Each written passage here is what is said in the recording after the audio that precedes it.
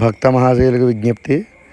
మన ఏనుగువానిలంక గ్రామంలో వెంచేసి ఉన్న శ్రీ శ్రీ శ్రీ పొంతుల ముసలమ్మ అమ్మవారి ఆలయం వద్ద దేవీ శరన్నవరాత్రులు పురస్కరించుకొని 5వ రోజు మహాచండీ అవతారం సందర్భముగా అమ్మవారికి లక్ష కుంకుమార్చన కార్యక్రమము, అదేవిధముగా